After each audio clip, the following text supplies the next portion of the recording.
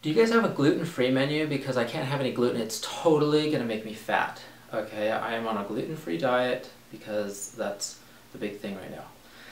Okay, talking about gluten, joking with that first statement, but it seems like everybody is going that direction of everything is gluten-free, whether they have an allergy to it or whether they have an intolerance to it or not, or a celiac disease. So basically gluten is a protein in wheat and some other grains. They use it a lot of times as like a binding agent as well too. My thing is more with wheat in general. I think that there's a lot of other better products out there that are gluten-free and that are wheat-free. If you experience inflammation or joint pain or a lot of like digestion issues and problems, you could be allergic to gluten or even wheat, or have an allergy or an intolerance. You can go get tested for celiac disease and get tested through a blood allergy test for wheat and gluten and different things. Even if you don't have some of that stuff, you might have some inflammation. I actually went in and got a blood allergy test for gluten and wheat,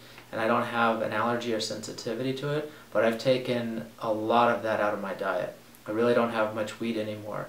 And when I went to a plant-based diet, to a vegan diet, 7 months ago, I pulled dairy and meat and all animal products out. I had a high allergy to milk, but then at the same time I started pulling wheat out, and I used to get some really bad inflammation in some of my joints. And I know a lot of people that start to take wheat out in general, they start to have some better symptoms if they're having joint pain, inflammation, or digestion issues and problems. If you're out and you have wheat or you have gluten or something, I don't think it's going to be that big of a deal, but for everyday buying, I would actually try to find other products. You can get tortillas that are made with brown rice, all kinds of different flours for baking, quinoa pasta and brown rice pasta, oat flour and quinoa flour. They have so many different flours that they're making that are gluten-free. Wheat has an interesting lectin. It can actually kind of create problems and do some weird things with insulin and gut permeability. If you look at products these days, everything is wheat. Breakfast cereal is wheat, or your pancakes are made from wheat, or your waffles. Bread is made from wheat. Flour tortilla is made from wheat. We're taking in so much wheat as a society, I don't really think it's the best thing for us. And as far as people saying, oh, well, it's whole grain and good for your heart, well, there's other things that are going to lower your cholesterol.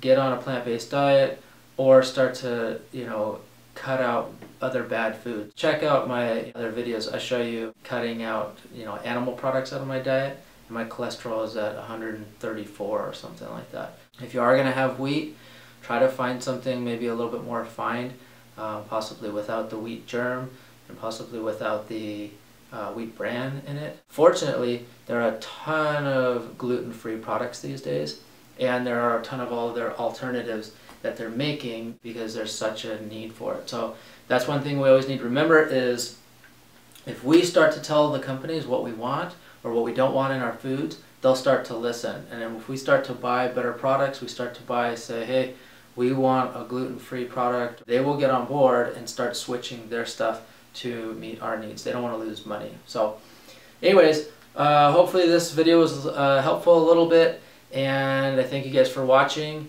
And subscribe if you like some of the videos, and thumbs up, and leave any comments below, and I will see you later in the next video. Thanks, bye.